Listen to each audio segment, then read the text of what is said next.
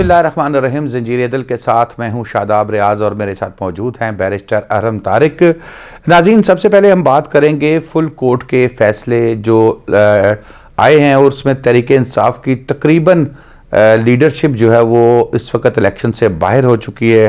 तहरीक इंसाफ के साबिक चेयरमैन भी बाहर हैं, सनम जावेद साहिबा, शाह महमूद कुरैशी साहब, परवेज़ इलाही साहब जो है वो भी इस इलेक्शन से बाहर हो चुके हैं। सर, बात करेंगे। दूसरी इससे ही मुतल्लिका खबर है, तहरीक इंसाफ को बल्ले का निशान नहीं दिया गया, लेकिन इस वक्त तक जब हम बात कर रहे हैं तो तहरीक इंसाफ कोई कलदम जमात नहीं है। लेकिन इसके बावजूद तहरीक इंसाफ इस इलेक्शन में मखसूस नशिस्तें हासिल कर सकेगी या उससे महरूम रहेगी, इस पर भी बात करेंगे। और हम सबसे पहले स्टार्ट करते हैं जी। फुल कोर्ट के फैसले आए और तहरीक इंसाफ की तकरीबन तमाम क़यादत ही जो है वो इस वक्त इलेक्शन से 2024 से बाहर हो चुकी है। जी बहुत शुक्रिया शादाब साहब। दीगर क़यादत का तो पता नहीं, लेकिन जितने हमने देखा कि जो टायर 1 के लोग थे वो सब जो हैं किसी ना किसी वजह से बाहर रखे गए। इलेक्शन अपील्स हमने भी की, बहुत गौर से देखने का मौका भी मिला। बड़ी यूनिक जूरिस्प्रूडेंस हमें नज़र आई कि इतनी इंटेंस स्क्रूटनी की गई नॉमिनेशन पेपर्स की, यानी कि फॉर्म ए पे अगर ओथ कमिश्नर की स्टैंप नहीं लगी हुई तो आपके कागज़ रिजेक्ट हो जाएंगे। एफिडेविट पे अगर नोटरी पब्लिक की स्टैंप नहीं लगी हुई तो आपके कागज़ रिजेक्ट हो जाएंगे। अगर आपने किसी किस्म के रेमिटेंस जो है बाहर से मंगवाई है तो वो आपने नहीं की डिक्लेयर तो आपके कागज़ रिजेक्ट हो जाएंगे। कोई फाइनेंशियल लाइबिलिटी है, अगर आपने किसी किस्म का वासा का या किसी भी किस्म का जो बिजली का गैस का बिल नहीं जमा किया, उस वजह से भी कागज़ रिजेक्ट हुए हैं। कई इस तरह तो हम साए के पैसे देने हैं उसके भी हो जाते हैं मतलब कि ऐसी चीज़ें। फिर उसके बाद एक हुआ इस तरह का कुछ शादाब साहब के फ्लड आ गया लिटिगेशन का कि गालबन 1000 कुछ कागज़ राउंड 1 में रिजेक्ट किए गए। फिर 3 मेंबर बेंच बना, जस्टिस जवाद हसन साहब, अली बाकर नजफी साहब और शाहिद बिलाल साहब का। उस 3 मेंबर बेंच के पास पूरे पंजाब से जितने भी नॉमिनेशन पेपर, चाहे वो मुल्तान ट्रिब्यूनल ने किए, रावलपिंडी ट्रिब्यूनल ने किए, भावलपुर, यजमान तक से पिटिशंस आई। और एक सिंगल कोर्ट में आप इमेजिन कर सकते हैं कि वो आपने हाई कोर्ट के प्रेमिसेस में मेले का सा समा हुआ करता था। हाँ जी बिल्कुल, वो मेला ही कह लें, उधर जो है वो पिटिशंस का मेला लगा हुआ था और पैर रखने की जगह नहीं थी कोर्ट नंबर 4 में। और फिर उधर जो है जिस तरह प्रोक्लेम्ड ऑफेंडर्स का किया गया, बड़ा अजीब सिचुएशन थी। मुझे लगता है कि शायद स्टेट मशीनरी ने इतना ज़्यादा ओवरबर्डन कर दिया लाहौर हाई कोर्ट को, क्योंकि 3 दिन और कोई केस भी नहीं सुना गया। इतवार को भी बैठती रही है कोर्ट। इतवार को रात सर 9:30 फारिग हुए हम। सैटरडे को 10 बजे जजेस भी, वकला हजरात भी, सब जो है रात के 10 बजे गए हैं।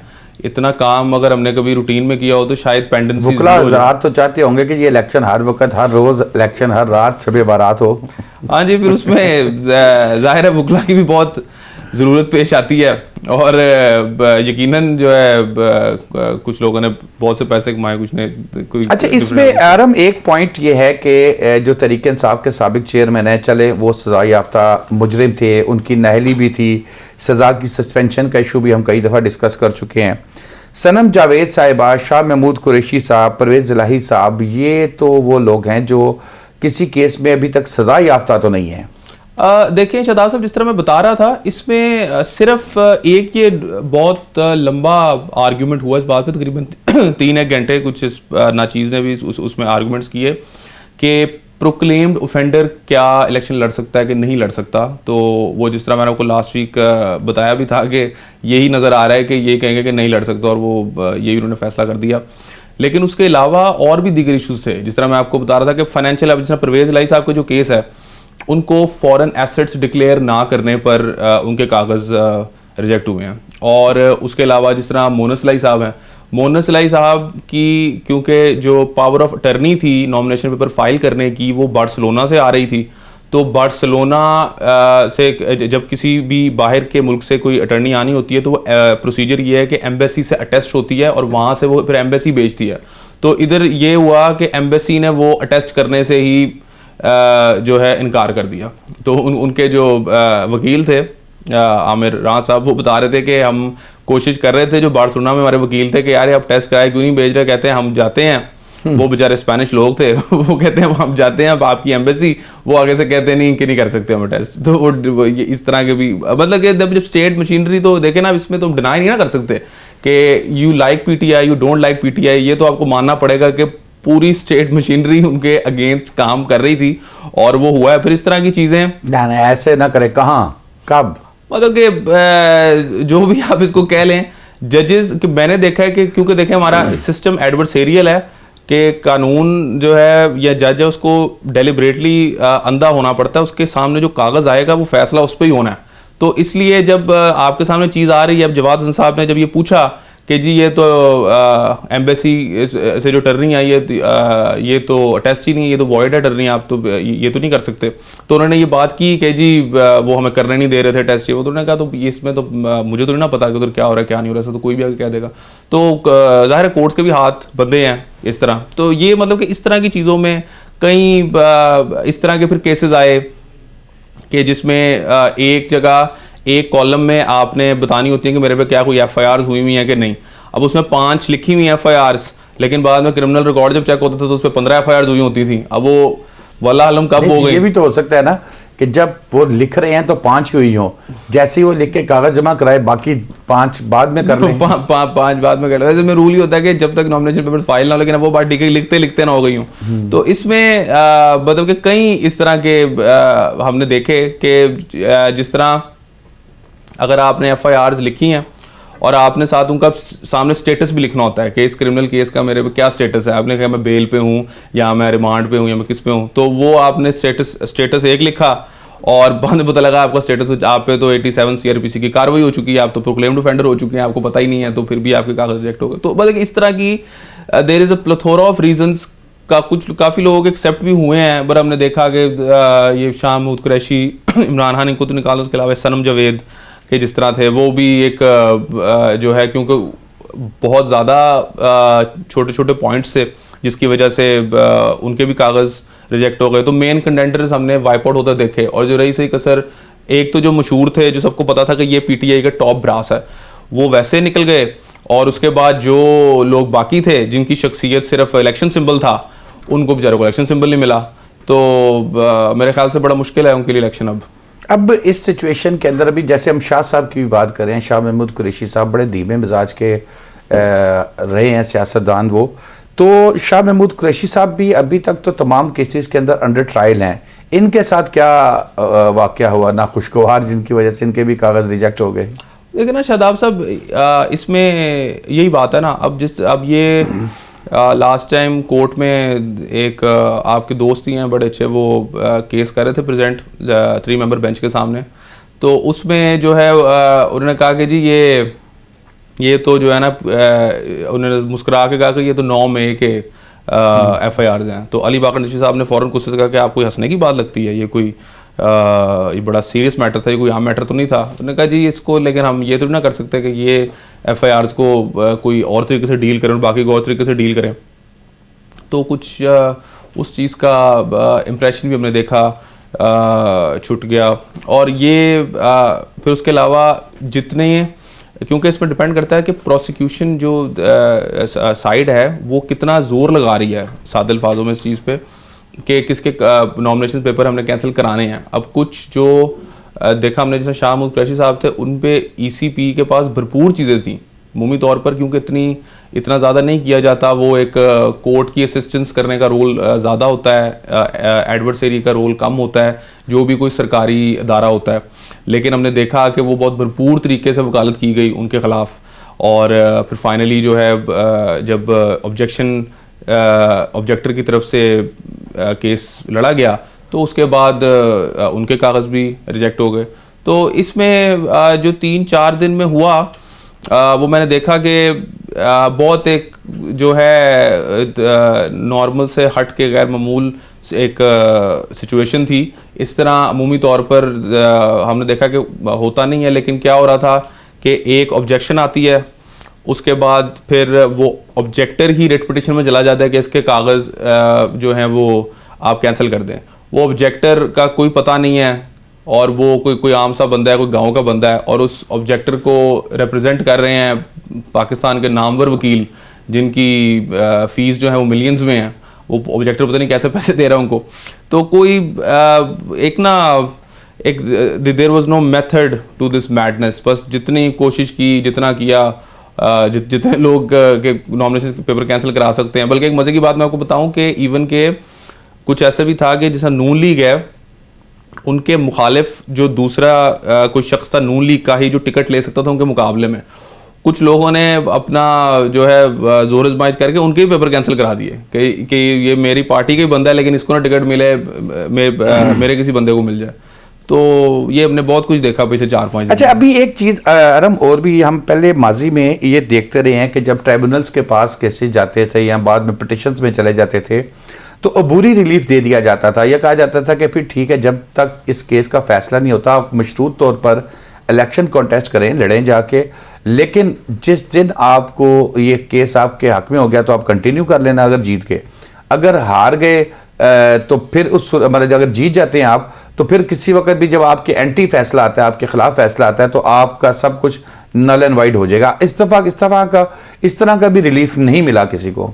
जी, बेसिकली वो पोस्ट इलेक्शन अपील होती है और पोस्ट इलेक्शन रिट पिटीशन होती है। बेसिकली वो पहले इस तरह करते थे कि जब टाइम कम रह जाता था इलेक्शंस में तो कहते थे चलें आपको पोस्ट इलेक्शन सुन लेंगे, और क्योंकि उसका थोड़ा सा जो है वो एंगल मुख्तलिफ होता है, पोस्ट इलेक्शन अपील का ज़्यादा डिटेल में देखा जाता है, प्री इलेक्शन जो है वो इलेक्शन एक्ट के तहत थोड़ा सा उसका नैरो व्यू होता है। लेकिन इसमें ये डिसाइड किया गया पहले दिन ही जब लोकल स्टैंड आया और मेंटेनेबिलिटी वगैरह पे बहस हो रही थी प्रिलिमिनरी के, हमने इसको इलेक्शन से पहले ही डिसाइड करना है क्योंकि रिट पिटिशंस बहुत ज़्यादा हैं और इन्फ्रक्चुअस हो जाएंगी जब इलेक्शन हो जाएगा तो इनको फ़ायदा नहीं रहेगा। और मेरे ख्याल से ये फ़ैसला ठीक था क्योंकि जो इलेक्शन लड़ता है उसके देखें कितने पैसे लगते हैं, कितना वो जो है एक मुश्किल काम है इलेक्शन लड़ना, पूरा वो मेहनत करके इलेक्शन लड़ता है और उसके बाद वो सारा जब पार्लियामान में पहुंच जाता है तो फिर आप 2 महीने बाद, 3 महीने बाद या 6 महीने बाद कहते हैं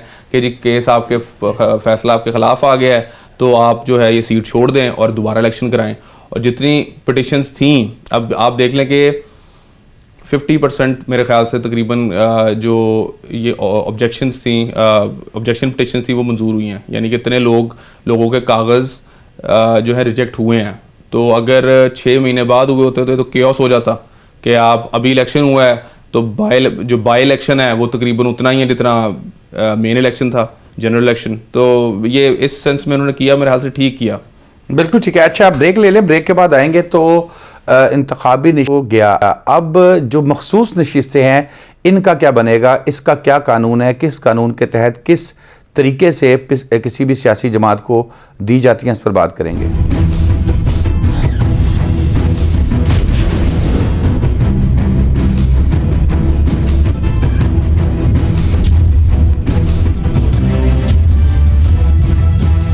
जी यार, मखसूस नशिस्तें जो ख़वातीन की बिलखुसूस हम बात करें तो इसमें एक तरीक़ाकार होता है कि इतनी सीटों पर इतनी मखसूस नशिस्तें आप ले सकते हैं।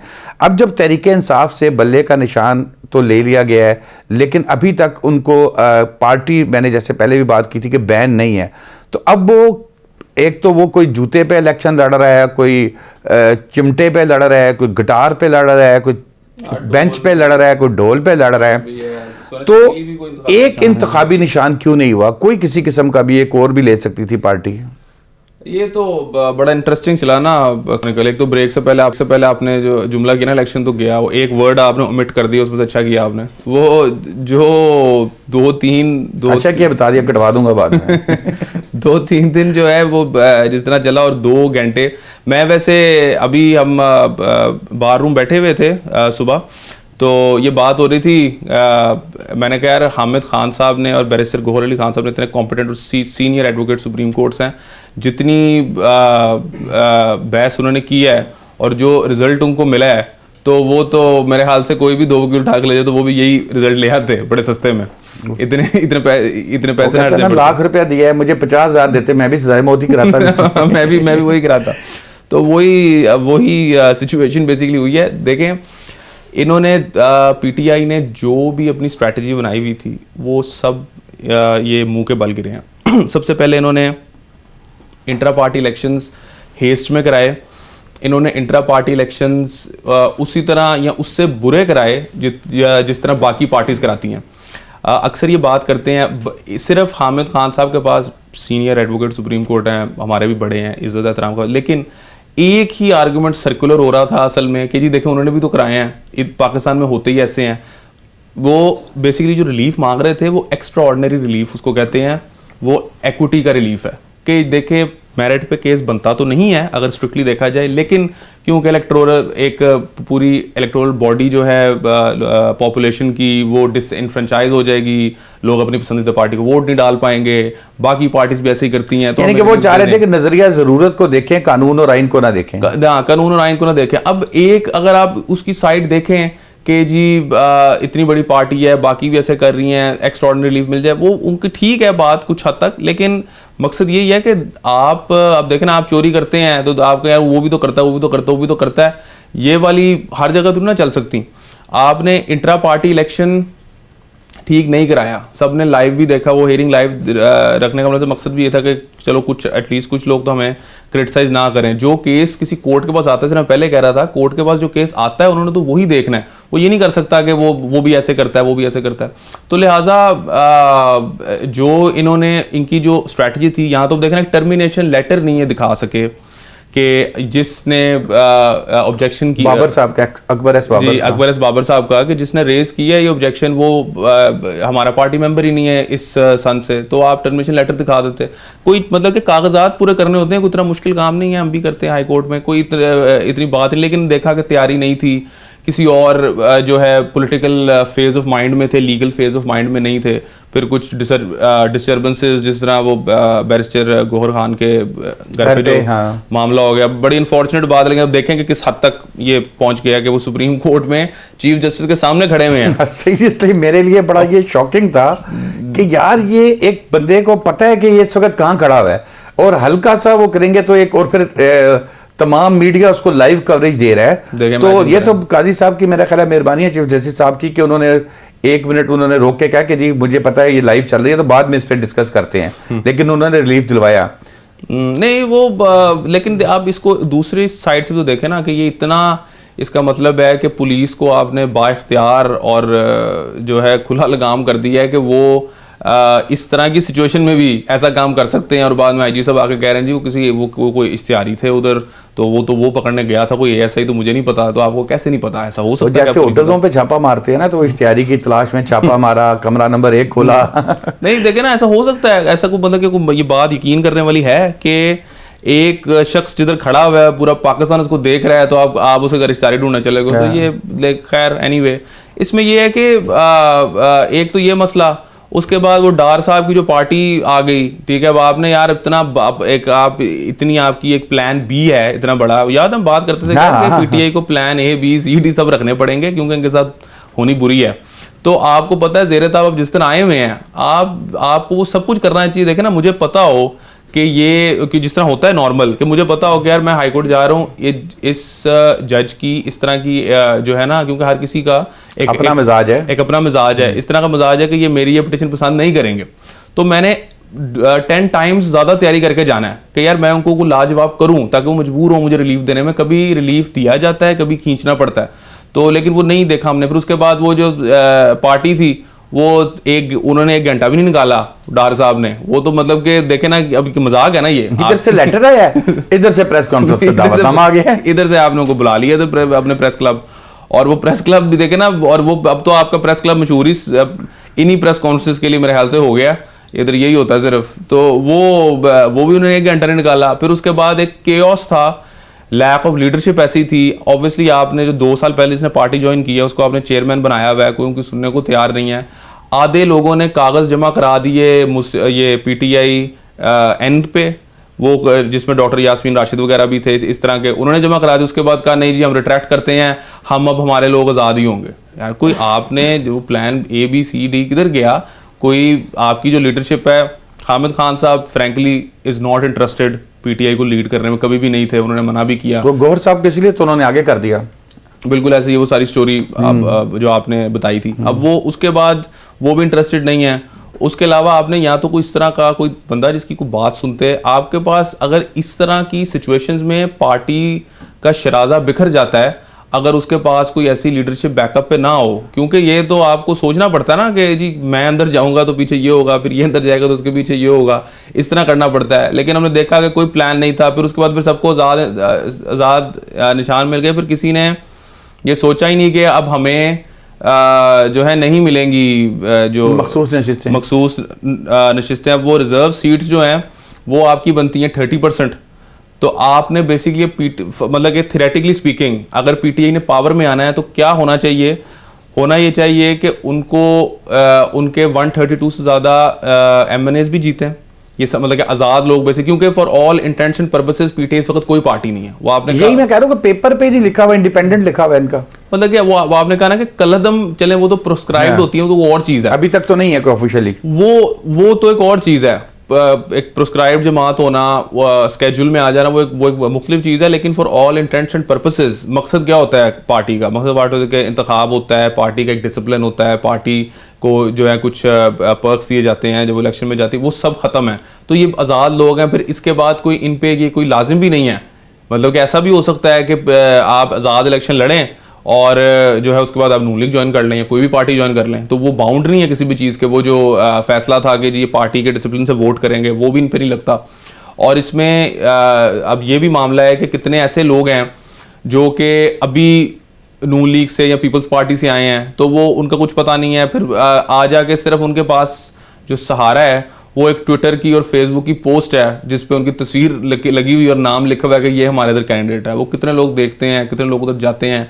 पहले तो जीतना ही बहुत मुश्किल काम है, उसके बाद फिर आप। लेकिन वो मलकू और वो जो है ना वो आरिफ लोहार साहब तो बड़ी भरपूर कंपेन कर रहे हैं, जूतों की, गिटारों की, पट्टों की, हर चीज उन्होंने जो है ना वो बस कैदी नंबर 804 पे लगा दी है। हाँ जी, वो यही बात है। सोच अगर वैसे तो देखें ईरान और सीरिया और इस तरह ममालिक में बड़ी रेवोल्यूशंस लेके आया था सोशल मीडिया कितना ताकतवर है ये देखा जाएगा। सिलेक्शन सोशल मीडिया की उनकी सपोर्ट है ना, तो देखा जाए कितना कितना ताकतवर है वो। लेकिन अब उसके अलावा बाकी ये देखें ना, जितने भी कैंडिडेट्स हैं ये थ्योरेटिकली स्पीकिंग पहले ये जीते, फिर ये सारे आए, फिर एक नई पार्टी बने, क्योंकि पीटीआई तब भी नहीं बन सकती। फिर नई पार्टी बनेगी, कोई पीटीआई इमरान के नाम से व्हाटएवर। मैं पूछ रहा हूं क्यों नहीं बन सकती पीटीआई?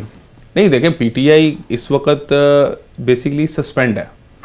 इस सिलेक्शन में जब पीटीआई का रोल ही कोई नहीं, जब तो उसके बाद नई पार्टी वो दोबारा तो उस पार्टी में नहीं आ सकते। अच्छा, ये मुमकिन है कि पीटीआई फॉर एग्जांपल इलेक्शन में जो इनके जितने 10 20 25 30 बंदे जीते हैं, ये यानी कि आपका अंदाजा इतने जीते, मतलब मेरे ख्याल में जो भी मतलब अगर जीते हैं और फिर उसके बाद इनको ये लोग दोबारा एक अपना पार्टी इलेक्शन करवा देते हैं और वो जो इलेक्शन कमीशन की नाराजगी थी या एतराज था उसको दूर कर देते हैं, एक शफाफ इलेक्शन करवा देते हैं, उसमें शाह साहब या अकबर एस बाबर साहब या जो भी XYZ हैं वो उसका पार्टी का चेयरमैन बनते हैं। तो क्या ये तमाम लोग उस पार्टी में जाके उसको ज्वाइन कर सकते हैं ना, तहरीक इंसाफ को दोबारा? अगर तब तक उन्होंने ज्वाइन ना की हो तो देखिए ना, जब आपको पता है इलेक्शंस होते हैं, इलेक्शंस के बाद जब पार्लियामेंट बन रहा होता है तो तब आपने फैसला करना है ना। मतलब आपका मतलब ये है कि अगर वो तरीन साहब के जहाज से बच गए, हाँ जी, तो फिर पार्टी की तरफ दोबारा जा सकते हैं। बात है जहांगीर तरीन साहब का जहाज भी अब दूसरी तरफ है ना, और वो जहांगीर तरीन साहब का जहाज जब फिरता है तो वो तो 15 20 30 एमएनए ऐसे ले जाता है। और लास्ट टाइम भी हमने देखा कि कैसे 24 घंटे के अंदर अंदर ये मतलब कि बल्कि मिनट्स में भी फैसले हो रहे होते हैं ये। तो वो तो फिर पार्टी इलेक्शन कराएंगे, पार्टी इलेक्शन का फिर से सर्टिफिकेट जारी होगा, वो सर्टिफिकेट ईसीबी जाएगा, ईसीबी उसको मंजूर करेगी, ईसीबी सर्टिफिकेट अपनी वेबसाइट पे लेके जाएगी, वेबसाइट पे अपलोड करने के बाद फिर उसके बाद वो कहेगी कि अच्छा जी अब हमने डिक्लेयर किया है, तो इस काम में तो लग जाएंगे, ईसीबी की मर्जी कितना टाइम लगाएं वो। तो वो फिर उतनी देर में तो बड़ा कुछ चला गया होगा और बड़ा कुछ बन गया होगा और सीएम भी बन गया होगा और सब कुछ हो गया होगा। तो वो तो फिर जिसको नजर आ रही होगी वजारत, ये तो बहुत लॉयल लोग, तो अब हर कोई सनम जवेद तो नहीं है कि वो इमरान खान का दीवाना है। वो अगर कोई जिसको नजर आ रही होगी वजारत, जिसको नजर आ रही होगी कोई पर्क, तो वो तो फिर जाएगा। नहीं, मैं भी यही बात सोचता हूँ कि 250 पौने 300 के करीब टिकटें खान साहब ने दी हैं और पीटीआई की जानिब से दी गई हैं। अब क्या ये 250-300 बंदे जो हैं, क्या ये इतने डिवोटेड एंड लॉयल हैं कि नहीं इनमें से एक भी कहीं उधर नहीं जाएगा, इधर उधर नहीं जाएगा जीतने के बाद? फॉर एग्जांपल अगर इनमें से कुछ जीत जाते हैं, जो मैंने आपको तादाद बताई है, तो वो इसी पार्टी के साथ रहेंगे, कैसे मुमकिन है लेकिन ये? शादाब साहब 2-3 तो मेरे दोस्त इस तरह के लड़े हैं इलेक्शन, जिन्होंने मुझे ऑफ द रिकॉर्ड कहा है कि भाई हम तो जीत गए एक दफ़ा, तो फिर हम देखेंगे अपना फ़ायदा क्या। ठीक है, ये तो मुझे आप बताना ना जरा नाम उनके, वो बैरिस्टर गौहर को भिजवाएं। वो नहीं, वो आपको आप बेचारों का ख़राब कर देंगे निज़ाम ज़रा, जो वो करने दें अपनी जंग लड़े, वो देखें ना वो अब उनकी क्या थेरी है, क्योंकि मैं उसके पॉइंट ऑफ व्यू, वो कहते हैं यार देखो पैसे हमने लगाने हैं, बिल्कुल जेल में हमने जाना है, बिजनेस हमारे ख़राब होने हैं, और इंतखाबी निशान भी एक तो कुछ तो बेचारों ने बड़े फ्लेक्सेस और वो भी छपवा लिए बल्ले के साथ, कह रहे हैं वो भी 2-3 करोड़ रुपया ज़ाया हो गया। तो बड़े मुश्किलात के बाद जब एमएनए बनते हैं तो कहते हैं यार हमारे सपोर्टर्स भी हैं, हमारे डेरेदार वो लोग भी हैं, सारे भी अगर हम बन भी गए तो उसके बाद फिर अगर पता लगा कि बाद में फिर जेल है, एमएनए बन के भी तो जेल जा सकते हो ना, जरूरी तो नहीं है कि एमएनए बने म्यून थोड़ी हो जाते हैं। खर्चा भी पूरा करना है। तो खर्चा भी डेफिनेट देखे ना, ये कल्चर है हमारा। अच्छा, वैसे आपके जो दोस्त हैं ये तो यकीन करें कि बड़ा हौसला है इन्होंने। मेरे जो दोस्त इलेक्शन लड़े हैं वो तो अभी मशवरा रोज करते हैं, बैनर बनवा लें, पोस्टर बनवा लें कि भाई क्या हालात हो रहे हैं, हालात है, होना भी है, हमें किसी ने आने भी देना है कि नहीं। और इलेक्शंस तो होंगे, इलेक्शंस तो 8 फरवरी पत्थर पे लकीर है, इतने लवाजमात इकट्ठे किए जा रहे हैं। वो मैं तो पहले दिन से कहता था यहाँ बल्ला होगा, यहाँ इलेक्शन होगा। हाँ, वो बिल्कुल आप कहते थे, बात पूरी हो गई आपकी। तो वो जो है इस तरह की सिचुएशन में तो ये बड़ा मुश्किल काम है ये अभी, क्योंकि अच्छी बात है, मैं जो भी कोई तरीके साहब की तरफ से इलेक्शन लड़ा वाकई मुश्किल काम कर रहा है, अगेंस्ट द करंट जाना हमेशा मुश्किल काम होता है, और हमेशा जो है इस तरह खेलना बहुत आसान होता है, लेकिन और लड़ना भी चाहिए, कोशिश करनी भी चाहिए। परजवेर जो कर गया उसका जाहिर है एक वो लीडर भी बन जाएगा, उसका नाम भी होगा, लेकिन लग ऐसा ही रहा है कि बहुत मुश्किल काम है। बहुत शुक्रिया बैरिस्टर आदम आपका। नाज़रीन आज के लिए इतना ही, जो में नए टॉपिक्स के साथ फिर हाजिर होंगे। शादाब रियाज को इजाज़त दीजिए, अल्लाह हाफिज़।